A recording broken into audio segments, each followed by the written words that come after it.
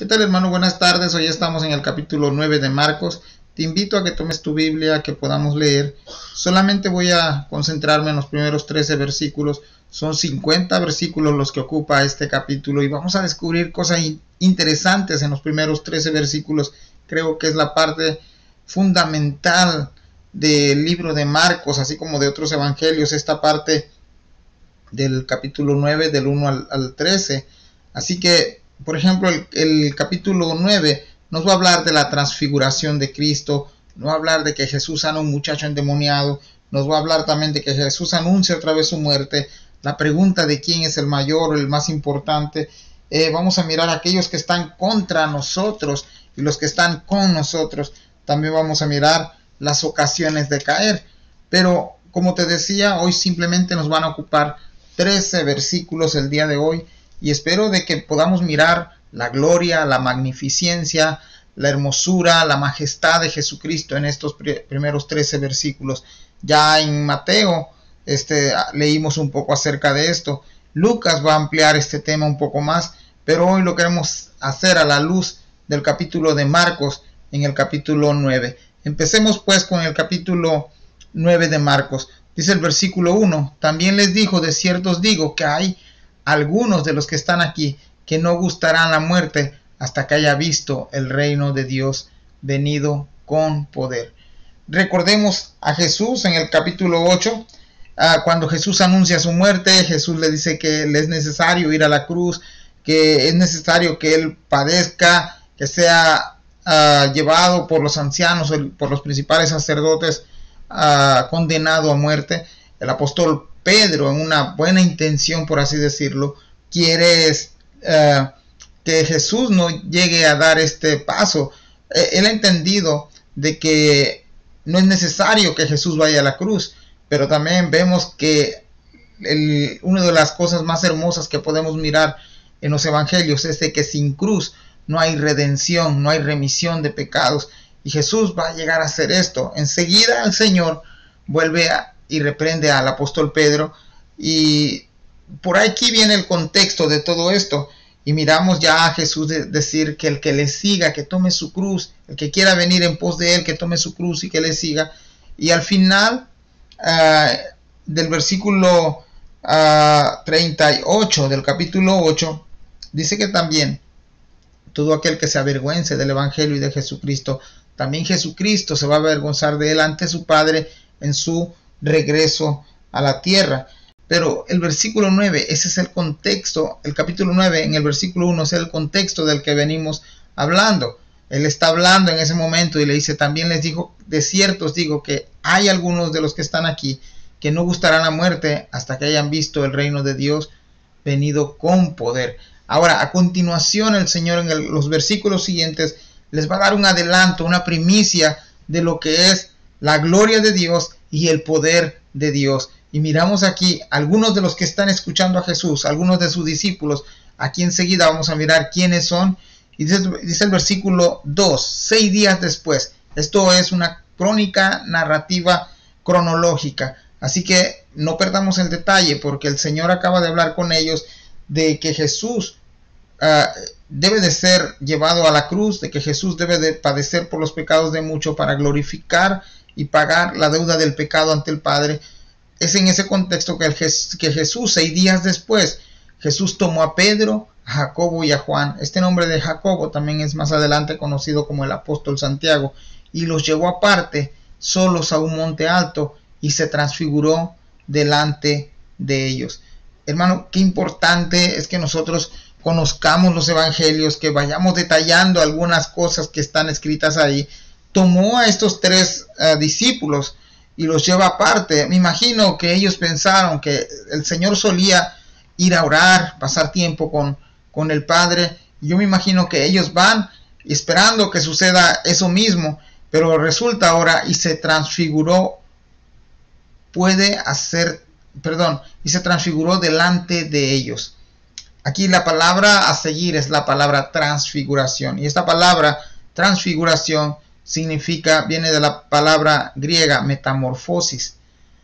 Entonces, ¿qué quiere decir metamorfosis? El apóstol Pedro también lo usa en Romanos 12:2 y la palabra metamorfosis es transformados. En otras palabras, el Señor iba a mostrar su verdadera identidad. Vimos a Jesús como hombre, como el siervo que Él voluntariamente decidió entregarse y hacerse, encarnarse como un ser humano cualquiera de nosotros, pero a su vez nunca dejó de ser Dios. Aquí vemos las dos naturalezas de Dios perfectamente armonizadas, la de hombre y la de Dios, y el transfigurarse es mostrarse a ellos cómo Jesús realmente es. Esto dice que lo hizo delante de ellos. ¿Cómo impactaría esto a los discípulos que están aquí presentes? Transfigurarse, el Señor enseguida, Marcos nos va a detallar qué es lo que el Señor Jesús les está mostrando con la transfiguración. Y sus vestidos se volvieron resplandecientes, muy blancos como la nieve, tanto que ningún lavador en la tierra los puede hacer tan blancos. Ahora, vemos a Jesús aquí emanar de él una luz. Si pensamos que es una luz que viene del cielo y en Jesús está reflejándose esta luz, no es así. Es una luz que emana de Jesús, del ser de Jesús, y sus vestidos se volvieron resplandecientes. Es una luz que viene del interior hacia el exterior, muy blancos como la nieve, tanto que ningún lavador en la tierra los puede hacer tan blancos. Esos son los detalles que Marcos da. Y al inicio te decía que si Marcos es el escritor de Pedro, Marcos se queda corto aquí con la descripción de Jesús, cómo fue su transfiguración. Y te digo se queda corto porque la forma en que lo narra dice que se volvieron resplandecientes y muy blancos. Enseguida, allá en Mateo ya se nos dijo que su rostro parecía como el sol. Y por eso te decía que no es una luz que viene del exterior, sino que es una luz que sale del interior de Jesús. Él es luz y Él se está dando a conocer a estos tres discípulos. Y dice el versículo 4, y les apareció Elías con Moisés que hablaba con ellos. Hermano, yo quisiera hacerte una pregunta. ¿Cómo llegaron ellos a la conclusión de que estos dos personajes son Elías y son Moisés? No sé si tú tienes alguna explicación al respecto. Si es así, déjalo en la caja de comentarios y lo dialoguemos, lo platiquemos. El versículo 5, entonces Pedro dijo a Jesús, Maestro, bueno es para nosotros que estemos aquí y hagamos 3 enramadas, una para ti, otra para Moisés y otra para Elías. Lo que el apóstol Pedro está diciendo aquí, está mirando a Jesús, a Elías, a Moisés, los está mirando hablar a Jesús transfigurado realmente como es Jesús. Y el apóstol Pedro lo que quiere es como decir, por fin hemos visto al Mesías que esperamos. Ahora sabemos quién es Jesús. Ahora sabemos su poder, su gloria. ¿Por qué no hacerle enramadas para que se queden aquí de una vez a vivir con nosotros y Jesús establezca su reino definitivo, que es el que esperamos? Él no había entendido el verdadero significado de Jesús ir a la cruz. Él, como todos los judíos, esperaban al Mesías, aquel que pudiera libertarlos de el yugo opresor de los romanos. Pero vamos más adelante, que lo que Dios, lo que Cristo viene a hacer es libertarnos, sí, de un yugo, pero es del yugo de pecado. Pero vemos aquí una cosa también que podemos recalcar. Vemos a Elías y vemos a Moisés. Elías vivió 900 años antes de Jesús, un aproximado, y Moisés había pasado 1400 años antes que Jesús llegara a este punto de la transfiguración. ¿Qué quiere darnos a entender Jesús ahí también? Jesús nos quiere dar a entender que aquel que confía en Dios, aquel que ha depositado su fe en Dios, no verá muerte. Sí, vimos a un Moisés que nos dice la Biblia que murió y que el cuerpo de Moisés lo disputaba entre Satanás y el arcángel, pero vemos a Dios mismo respaldar a Moisés dándole vida. Esto quiere decir que hay vida después de esta vida. Y lo mismo sucedió con Elías, aunque fue arrebatado en un carro de fuego. También miramos que está presente aquí. Para la mente humana a lo mejor Elías ha muerto y no saben dónde quedó sus restos, pero para nosotros sabemos que él vive y que Dios es un Dios de vivos. Y aquí por lo menos estas dos referencias de Elías y Moisés hablando con Jesús, no se nos dice qué habla, al menos Marcos no lo registra. En Lucas lo veremos qué es lo que ellos están hablando con Jesús. el versículo 5. Entonces Pedro le dijo a Jesús, bueno, es para nosotros que estemos aquí. Es como decirle al Señor Jesús, nosotros somos testigos de lo que está sucediendo. Elías es testigo de lo que está sucediendo. Moisés es testigo de lo que está sucediendo en este lugar, hermanos. Y esto se requería en la ley de Moisés, dada a Moisés, que por lo menos un testimonio debía de ser de 2 a 3 testigos. Y aquí hay más de 2 o de 3 testigos mirando la transfiguración de Jesús. Y hermanos, esto es para quedar pasmado de emoción y a la vez tener temor a Dios, como enseguida lo van a mostrar los discípulos que están presentes aquí con Jesús. Entonces versículo 6 dice, porque no sabía lo que hablaba, pues estaban espantados. ¿Y cómo no estar espantados? Lo que salió de Pedro al decirle a Jesús que hicieran enramadas, una para cada uno, fue el producto del espanto, del temor, de la presencia divina de Cristo Jesús, de mirar aquellas cosas con sus propios ojos y mirar a Jesús cambiar de apariencia de un momento a otro. Aquello lo llevó a hablar cosas que a lo mejor eran incoherentes en ese momento. Y muchas veces nosotros queremos ser como Pedro, ser aquel hombre que predicó a 3,000 almas y se convirtió, pero muy pocas veces reconocemos a Pedro que ha metido la pata en muchas ocasiones, pero no queremos ser como ese Pedro, que también aquí Jesús no lo rechaza por haber estado metiendo la pata continuamente o teniendo errores, más bien lo va perfeccionando, lo va moldeando día a día, así como ha prometido hacerlo en la vida de cada uno de nosotros. Entonces ellos están espantados, están mirando aquella escena de 3 personas hablando y a Jesús transfigurado, cambiar de forma. Dice el versículo 7, entonces vino una nube que les hizo sombra y desde la nube una voz que decía, este es mi Hijo amado, a él oíd. El versículo 7 es muy revelador. Vemos a la voz del Padre cuando Jesús es bautizado y decirle a escuchar del cielo que decía, este es mi Hijo amado y quien tengo complacencia. En otras palabras, es como que si el Padre dijera, Jesús me llena de gozo, Jesús es el motivo de mi gozo. Más adelante también vamos a mirar ya en las cartas paulinas como Jesús, dice la Biblia, que es la imagen visible del Dios invisible. En él Dios había tenido complacencia de habitar plenamente en la persona de Jesús. Entonces esta sombra que lo seguía es interesante porque es la misma sombra que nos narra en Éxodo, aquella que siguió al pueblo de Israel por el desierto. Es aquella misma sombra que habló con Salomón cuando fue el templo inaugurado. Es aquella misma sombra que por muchos años fueron representantes de la presencia de Dios en el templo. Es la misma sombra que vio Ezequiel en visión cuando la presencia de Dios llenaba toda la habitación de aquel edificio llamado templo. Así que vemos a esta sombra y desde la nube una voz que decía, este es mi Hijo amado, a él oíd. Es como decir, él tendrá que ir a la cruz, él tendrá que sufrir, él tendrá que ser entregado, va a ser menospreciado, mucha gente se va a avergonzar de él, pero no dejen de escucharlo.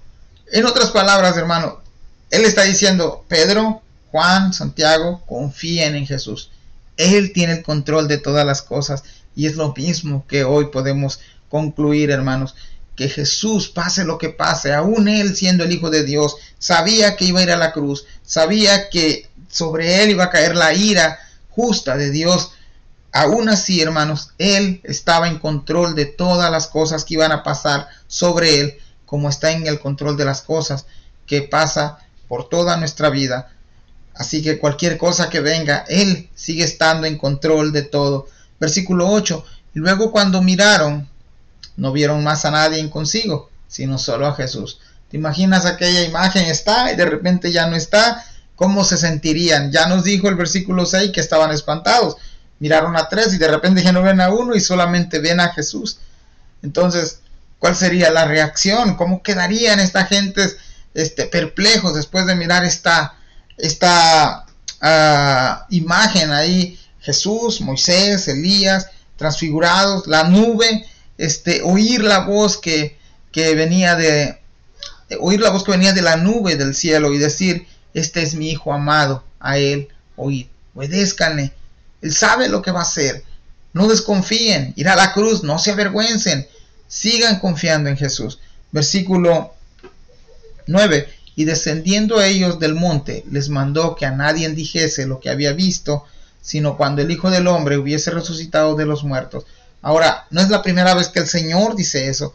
El Señor le ha dicho a los que han recibido un milagro de parte de él, a los que han sido sanados por él, no contar a nada. Pero aquí específicamente el Señor le dice a estos 3 discípulos: hasta después de haber resucitado. Ellos tendrían y se iban a acordar de este episodio tan importante después de la muerte de Jesús y después de recibir la noticia que el Maestro, que el Señor ha resucitado. Yo me imagino a Marcos escribiendo de Pedro, y Pedro recordando todas estas cosas que ha vivido junto con el Señor. Versículo 10: y guardaron la palabra entre sí, discutiendo qué sería aquello de resucitar de los muertos. Ellos, hermanos, habían visto a Elías, habían visto a Moisés, personas que a lo mejor la gente creía que ya había muerto, y ellos aún aquí están discutiendo sobre la resurrección de los muertos. Aún todavía no habían llegado al conocimiento pleno de lo que es la resurrección. Y una de las preguntas que quisiera darte: si no hay resurrección de muertos, entonces, ¿por qué nosotros creemos en Jesús? Mucha gente está aún confundida, que la resurrección ya pasó, que la resurrección no existe, que solamente fue un mito, que solamente es teoría. Pero ahora vemos a Jesús dando testimonio aquí a estos 3 discípulos, que más adelante el apóstol Pedro, el apóstol Juan van a escribir acerca de esto también, de esta experiencia. Y hermanos, es increíble que como mucha gente después de que Cristo resucitó fueron testigos oculares de que Cristo se les presentó, les predicó, les volvió a enseñar, y Jesús fue visto por muchas personas. Versículo 10: y guardando la palabra entre sí, discutiendo qué sería aquello de resucitar de los muertos. El 11: y le preguntaron diciendo: ¿por qué dicen los escribas que es necesario que Elías venga primero? Hermano, es interesante esta pregunta, porque enseguida el Señor aquí les va a responder. Pero esta pregunta que hacen ellos aquí hace referencia a la segunda venida de Cristo, no a la primera. Elías y Moisés son en Apocalipsis llamados los testigos de la segunda venida de Jesús. Pero aquí vamos a mirar cómo el Señor resuelve este dilema. Versículo 12: respondiendo él les dijo: Elías a la verdad vendrá primero. Esta palabra vendrá no está en pasado, está en futuro, y restaurará todas las cosas. Recordemos que el ministerio de Elías era predicar y convencer a la gente de pecado, al igual que el ministerio que tuvo Juan el Bautista. Esto se verá antes de la segunda venida de nuestro Señor Jesús, y restaurará todas las cosas, y como está escrito del Hijo del Hombre, que padezca mucho y sea tenido en nada. Hay una pregunta aquí que el Señor contrasta con la primera pregunta que ellos hacen. Es como decir: si ustedes saben que Elías vendrá en el futuro, también ya deberían de haber escuchado que el Hijo del Hombre va a padecer, va a ser tenido por nada. Y miramos el capítulo 53 de Isaías decir que no hubo padecer en él, no hubo ninguna atracción en él. Vemos a un Jesús sufriente, a un siervo sufriente aquí en el libro, en este capítulo de Isaías. Y ahora Jesús le dice: es necesario que esto acontezca. A eso ha venido el Hijo de Dios, a entregar su vida por el rescate de muchos. Versículo 13, y concluimos, hermanos, porque el capítulo está bastante lleno de información, y de hecho aquí me he quedado nada más en la superficie. Me hubiera gustado pasar más tiempo en cada versículo y dar más citas bíblicas, pero el versículo 13 dice: pero os digo que Elías ya vino. Ahora él está usando la palabra venir en el verbo pasado, en el tiempo pasado, y aquí les va a hacer referencia: y le hicieron todo lo que quisieron, como está escrito de él. Malaquías 4, al final de Malaquías también vendría alguien que vendría preparando el camino del Señor, y hace referencia a Juan el Bautista. no es que Juan el Bautista sea Elías haya reencarnado en Juan el Bautista. En el cristianismo no creemos en la reencarnación, simplemente que Juan el Bautista venía en el mismo patrón que lo hizo Elías en su tiempo. Vemos a Juan el Bautista preparar el camino al Señor, y eso fue el inicio del ministerio de Jesús, que Juan, antes de que Jesús comenzara su ministerio, comenzó a prepararle el camino. A Juan se le llamó el mensajero. Así que después de que Juan prepara el camino como estaba escrito, que así sucediera, después hicieron con Juan lo que quisieron, como él está escrito. Ya conocemos la historia de Juan, cómo terminó, cómo fueron sus últimos días. Incluso Juan mismo llegó a preguntarse: vayan y pregúntenle a Jesús si él es el Mesías. Y el Señor regresa otra vez la contestación con los discípulos de Juan y le dice, y Jesús dijo: díganle que los mudos hablan, que los ciegos ven, que los cojos saltan. Eso era la referencia del Mesías anunciado en el Antiguo Testamento. Así que hasta aquí vamos a quedar el día de hoy. Está suficientemente cargado de bastante información este capítulo del día de hoy, pero nada más te dejaré con estos 13 versículos. Así que tú, ¿qué opinas? ¿Qué sabes de la transfiguración? ¿Qué piensas acerca de lo que Jesús nos quiere enseñar, o qué nos ha enseñado acerca de estos primeros 13 capítulos, 13 versículos? Dios te bendiga, hermanos. Gracias, y espero que puedan tener un buen día.